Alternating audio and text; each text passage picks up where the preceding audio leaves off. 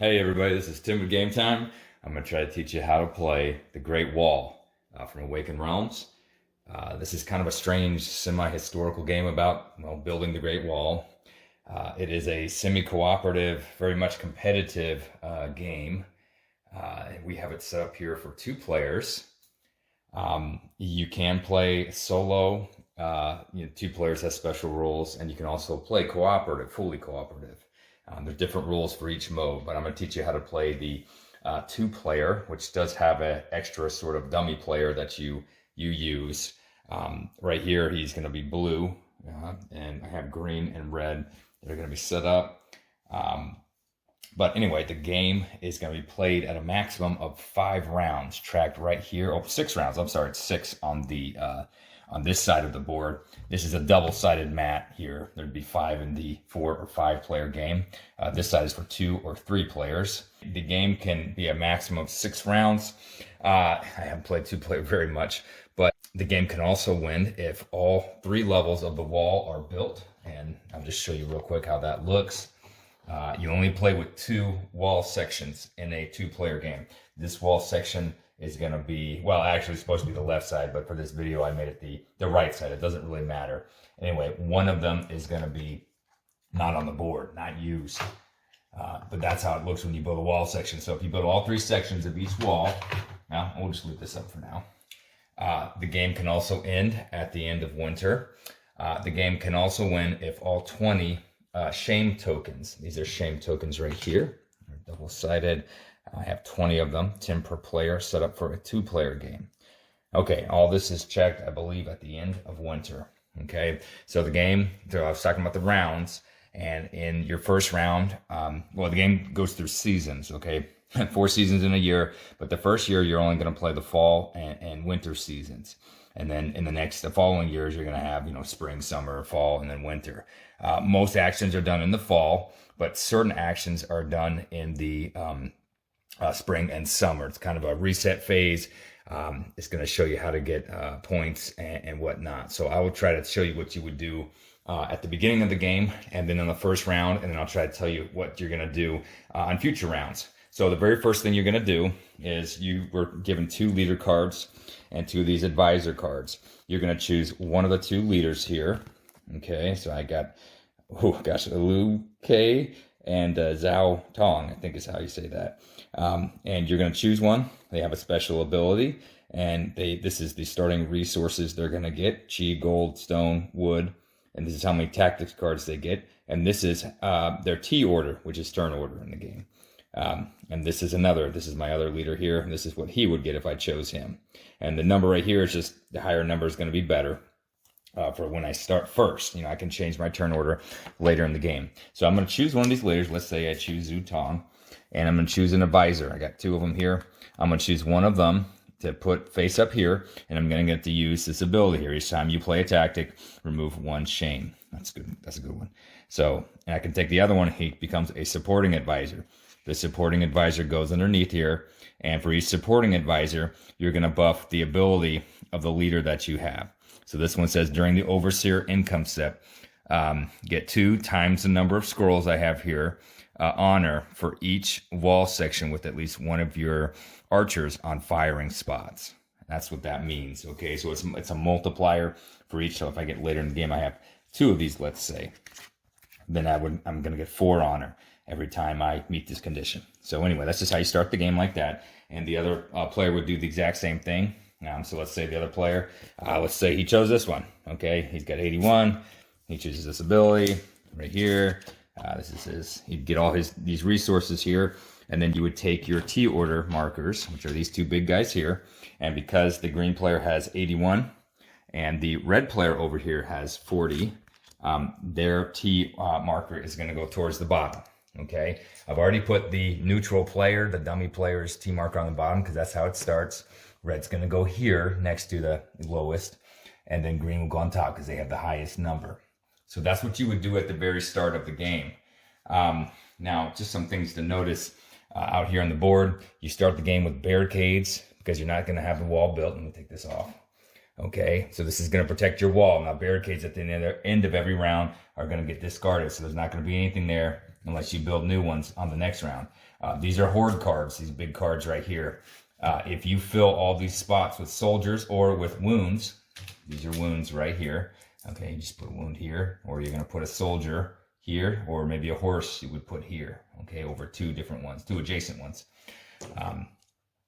Then this is going to be defeated at the end of either fall or winter. And when it's defeated, the guy who covers the most spots here. So like if this is like this, you know, and green's got one more maybe, and then there's, let's say there's 3 wounds on here, okay? Then this guy is going to be defeated at the end of fall or winter. And the guy who has the most, they're going to take their guys off, okay? They're going to get points for having guys on there. They're also going to get points if they have archers in the firing spots here. So like right now, there could be 1 archer there. Gosh, here you go, red archer. Okay, and for each archer, you would get 2 points. So if you build more wall spots, like right here, there's going to be more firing spots. That's what these red spots are. Okay, I'll just show you that real quick. So the guy who is covering the most vital spots, that's what these little squares are called. Also, when you put a soldier on here, you're going to get whatever you cover. Every time you see the dragon, that's going to be honor. Honor is how you score points in the game. And there's a point track on the outside of the board. The guy with the most points is going to win the game, of course. But the guy who fills the most vital spots is going to get this card. Okay, so you take all the guys off. You're going to kill some of the guys. And the guy who had the most vital spots is going to get this at the end of the game and get this many additional points. Also, each of these horde cards can hold 2 shame tokens. So if you get shame tokens, normally you would put them underneath a soldier, and that soldier can't do anything. You cannot put him out to battle.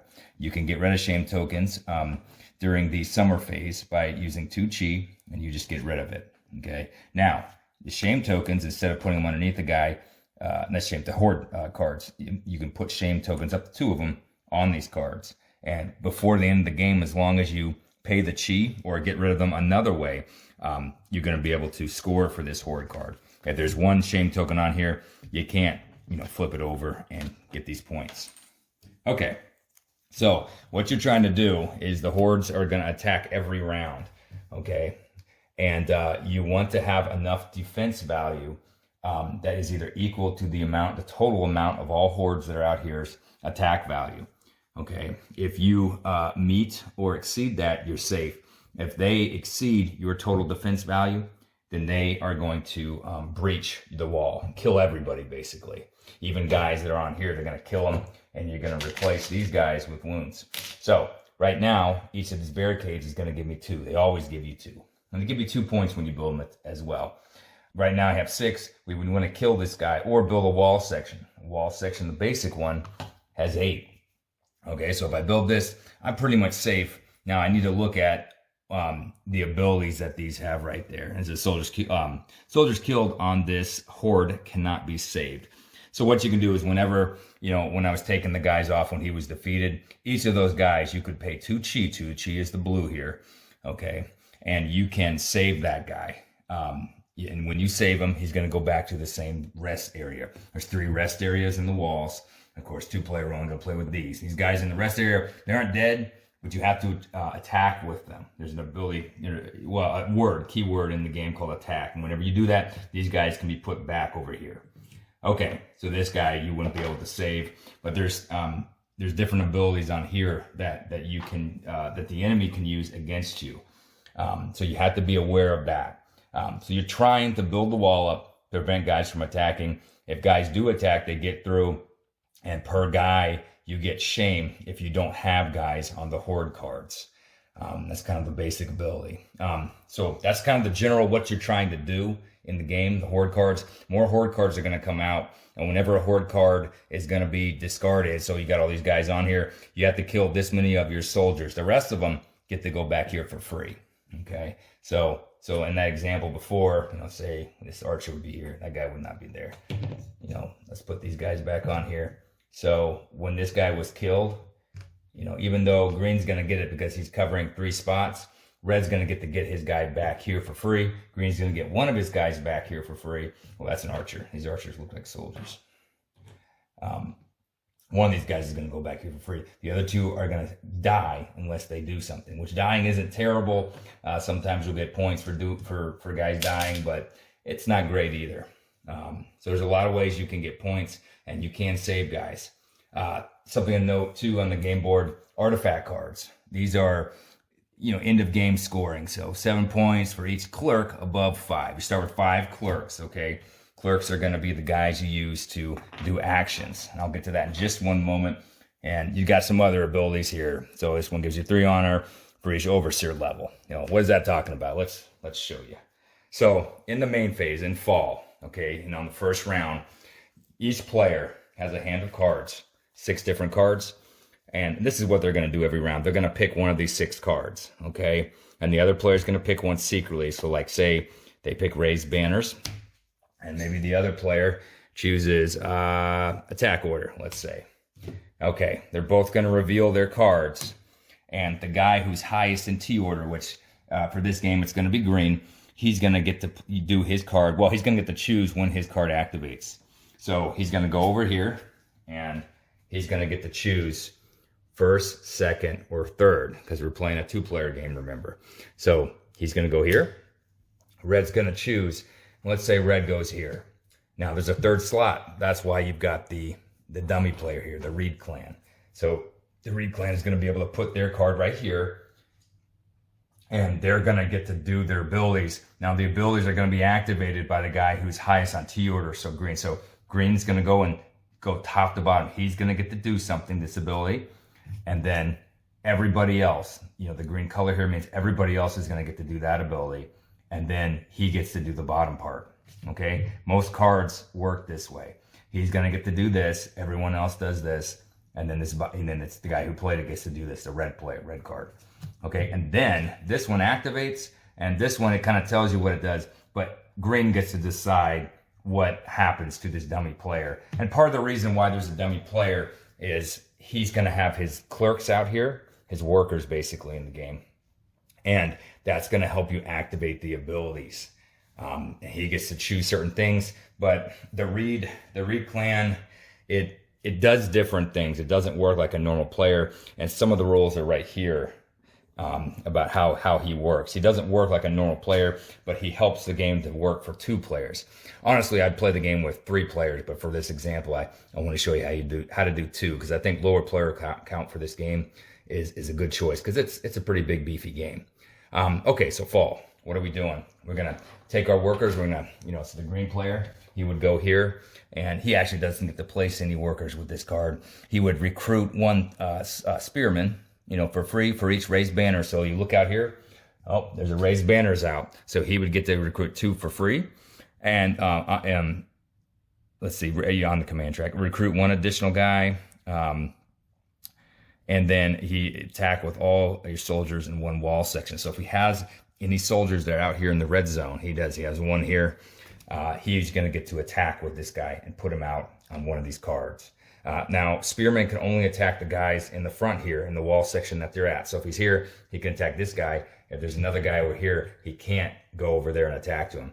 A horse, now say these are here. A horse can go and attack this one or this one. Or if you recruit a horse, he can attack any guy out there. An archer is always going to shoot in his column, okay? But he can hit any guy, as a guy in the first row, second row, or third row in the back. And all the guys attack you at the same time, so you're just trying to kill a guy. It's just easier to hit the front one because of spearmen. Spearmen can only attack in the front one. Plus, horses are great. They can do a lot. They cover 2 spaces.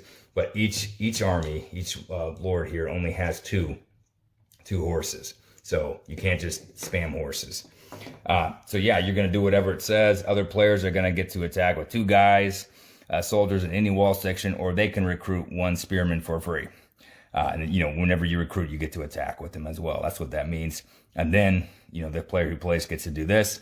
And then when he's done doing everything, it's going to be the next player in the order up there, the command track order, is going to get to do all their stuff. And so that's what you do. Most cards look like this. The attack order is a little bit different. Most cards are going to say move up to 3 of your clerks. Okay, so 3 of your guys. to any location for each, and it tells you there's some condition usually. And then each other player, a lot of the cards say this, move two to any two locations. So what does that mean? So if it says move, if you have them in front of you in your supply, you can take them and you can put them on any of the worker spots. There's two type of worker spots. There's the green ones here. They're going to activate every turn. And then there's the ones you have to fill up, the red ones. Okay, so the red ones, if I play like this, it becomes locked because it's full, so these guys can no longer move from it. Also, at the end of my turn, it's going to activate. And what it means for each of these basic resources, this is wood, we got stone, we got gold, and then we got chi, okay? And if I'm the only guy here, I get a shame. So like if this guy wasn't here and I'm here, that means any of these spaces that show that, I get a shame. So that can be shameful. So what it means, it says per clerk, you get a wood. So it's pretty simple. So I get 3 wood because I got 3 workers if I'm red. And then the blue player, the Reed clan, would also get a wood, which I think they automatically donate up here to the warehouse, storehouse, something anyway. This area right here. And this is just where you can use these resources to build. That's all that means. Stone is right here. Stone only has 3 slots, so it's easier to activate. Gold over here has 5, and the chi has 3. Okay, and you just get the amount of gold or stone, wood, chi that you have clerks put on there for. Now, 2 things that you can do. So let's go back to the first example with the wood. So if I'm here after we got our wood, okay, so we get 3 wood, and then blue gets 1, donates it. I believe I'd have to look at that real quick, but it's not that important. The 2-player rules, you're not going to play with that often. So every time you do that, you can upgrade an overseer. And so you can choose any soldier that you have. So horses, bowmen or spearmen or any other expansion that you're playing. You can choose one of your guys and you pay this amount, so 2 chi, and then you put a guy over here and he becomes the overseer. So you can't remove him from here for the rest of the game. And it shows +1 wood. So you don't get it the first time, but if this were to activate again, you're going to be able to go and get extra wood. So you would get, say if he was already there, and other players can do the same thing. Each player can have an overseer here, and every time they have at least 1 guy, they can get this much additional wood. Okay, and they can upgrade at the end of every action as well. So right here, if we already have these guys that activated, I already have an overseer here, I would get 3 + 1, so 4. Green would get nothing because they don't have a guy here, and then blue would get 1. So and then you take your guys out, and then you're done. And then again, if you had 3 chi, you can upgrade your guy to the 2nd level. And for the next action, you get that much for that overseer. Also, during summer, every summer, you're going to get this amount from this overseer. So overseers are very powerful. It gives you sort of an income just inherently. Same thing with stone. You just pay different resources to put overseers out, gold and chi. There's a couple other red actions if you want to get tactics cards, which tactics cards do quite a number of different things. That's not a good example. But right here, this one says, and it tells you when you can play it. Play when you deal the last damage to a horde. Get 2 of any resource, okay?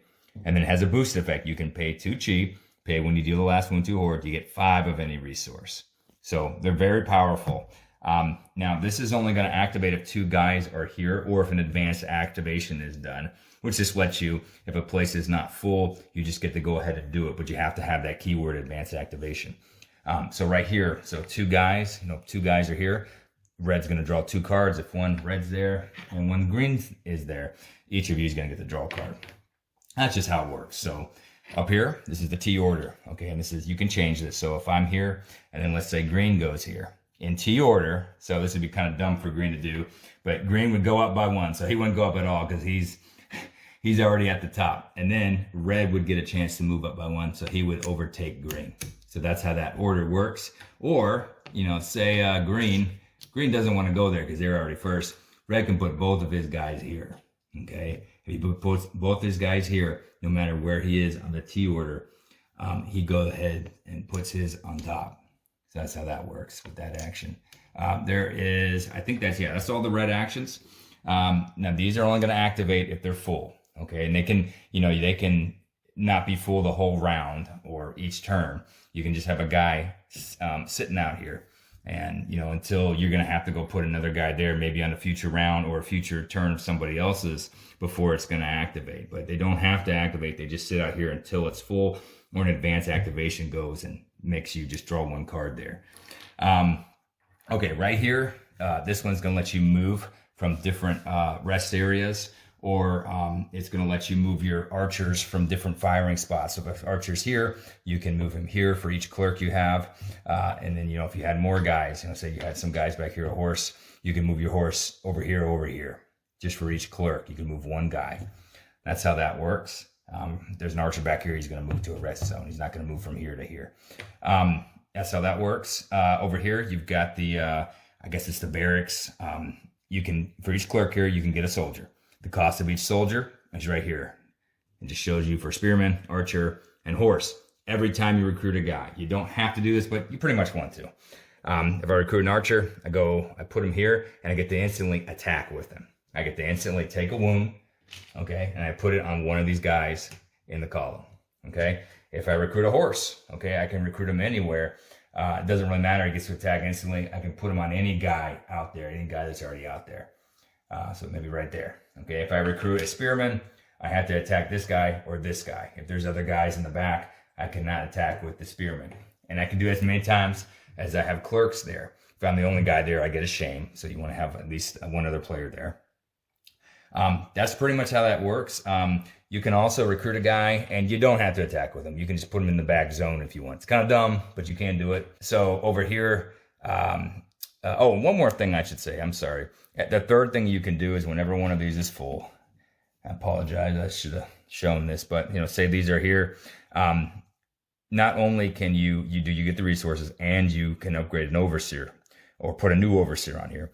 One of the resources that you get, so one of the wood in this case, I can go and donate up here, okay? And whenever I do, I'm going to get 2 victory points, 2 honor, okay? And this is true for stone. This is true for gold.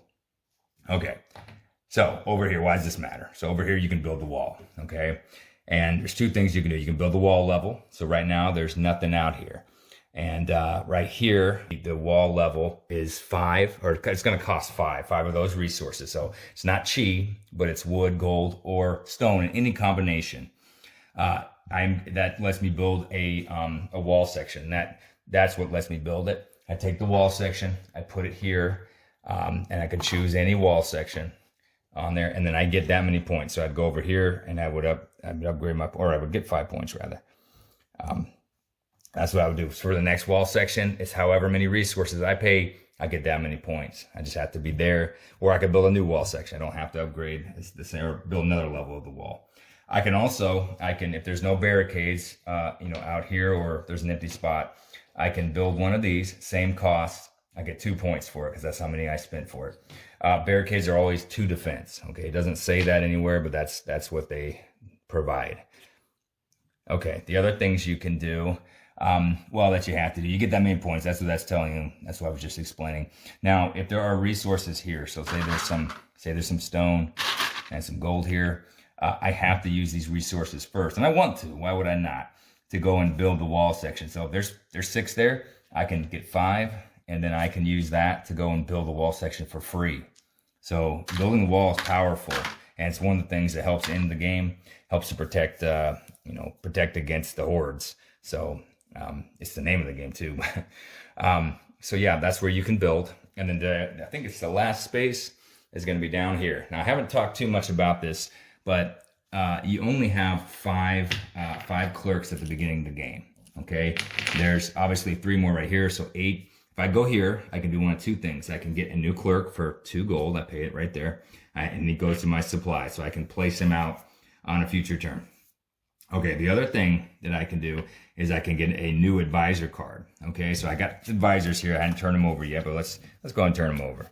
Okay, so there's going to be 4 advisors. Okay, and I can pay a certain amount of gold to make them either a normal advisor, where I get the ability, or I can make them a supporting advisor and put them under my leader to make my leader more powerful. Each of them has, the abilities are just awesome. The problem is they're expensive, and gold is very useful. So you start with 2 advisors. you're going to get one, and then you're going to pay for the number of advisors that you have total. So if I want, if I want this lady, whether supporting or to use this ability right here, I have to pay 3 for her. Okay. She's from an expansion, actually. You'd probably be using these ones, but, so you have to pay 3 for her. So you have to pay, you get the card, and you have to pay X, the number of advisors that you have, where X is the number of advisors that you have. So 3 for the first one, 4 for the second one, 5, and so on. And that's what this is. That's what it's trying to show you. But that's how it works. At the end of the round, when you buy one, it's going to scoot over, and then you're going to draw, a new one here. But at the end of the round, or actually the beginning of the round, I think it's in the spring, you're going to take these and discard these 2. That's what that's showing you. You're going to move these over, and you're going to get new advisors over here. So these are going to cycle out. Don't worry too much about if you don't like them. New ones are going to come out. When you play tactics cards, you're going to discard them here. Okay, and that's what you do. That's all the things you can do on the board. Now, every winter, okay, and let me put some archers out here. So let's say we got some guys over here.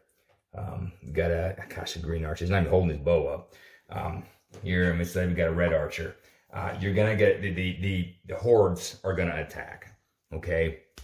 They're going to attack you. But before they attack, every archer on each wall section, so maybe, there could even be over here. I mean, this isn't really a wall, but he's there. He's defending this area. He gets to take a shot at these guys right before they attack. So archers attack when you hire them and when you recruit them and put them on the wall, and they get to attack every winter, okay? Most soldiers are just going to go over here and sit.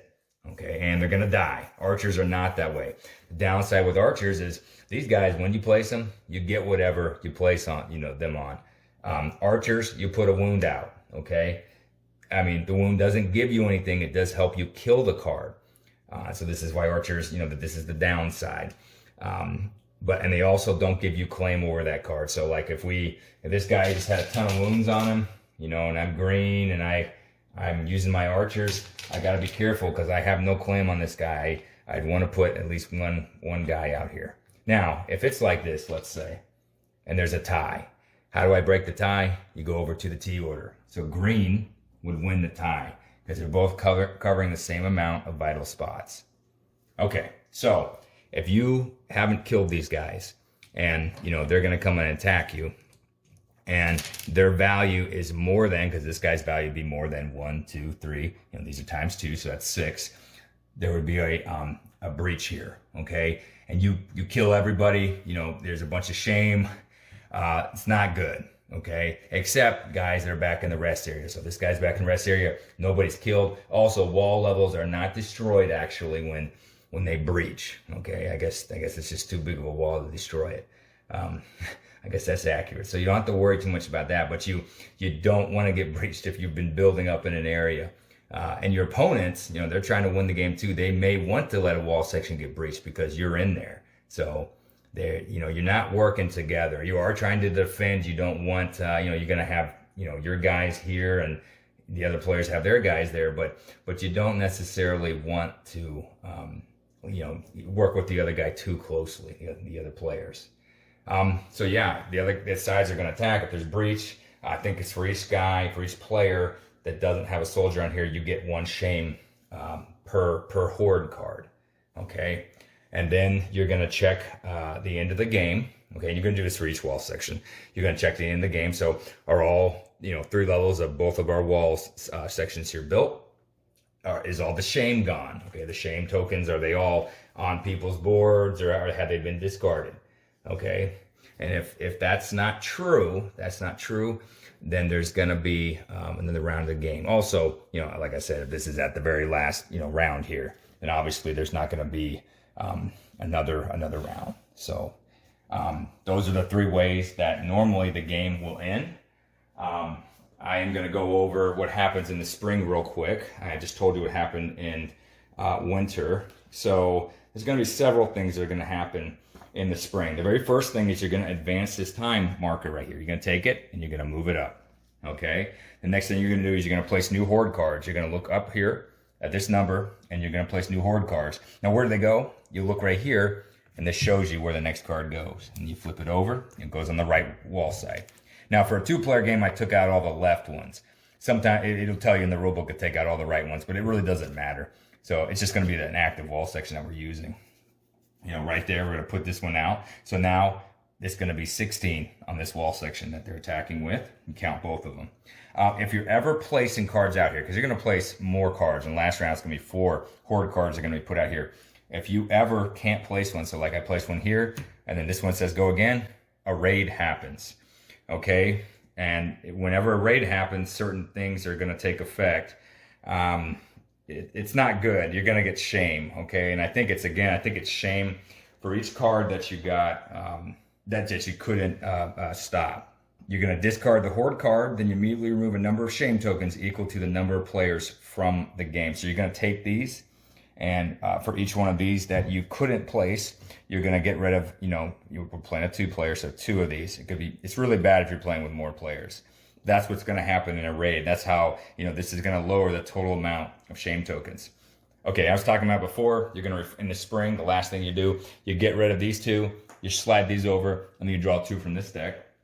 Then in the summer, the overseers, this is where you're going to get their income. So green would get 1 wood, and red would get 2 wood for this. And, maybe they've got more later in the game, that's okay. You'll get more as the game progresses. You have a chance to discard shame tokens. So shame tokens that you have that are underneath soldiers that you've gotten during the game, you can pay 2 chi to get rid of. I was talking about this earlier. Then your command cards, we take all the command cards, all the ones that were over here. We take them, we discard them over here, and then you have 2 choices.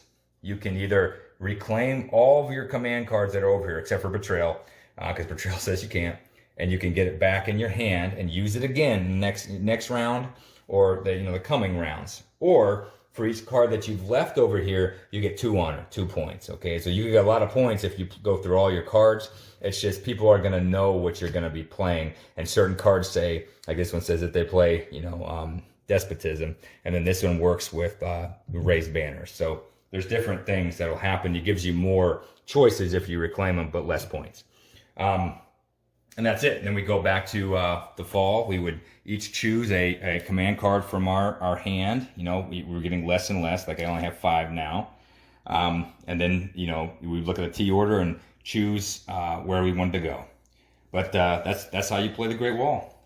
Hope this helps you guys a little bit. It's a little more complexity. I didn't go over everything about the Reed clan this is your dummy player, but you can read most of that in the rule book. There's some, he's going to activate certain places early, and he can't get this and that, but it tells you most of that on the card. And again, you're only going to be playing with him in a 2-player. I don't like dummy players personally in a game, but for a 2-player, you have to do it in this game. But anyway, that's the Great Wall. This has been Tim. Thanks so much for watching. Bye-bye.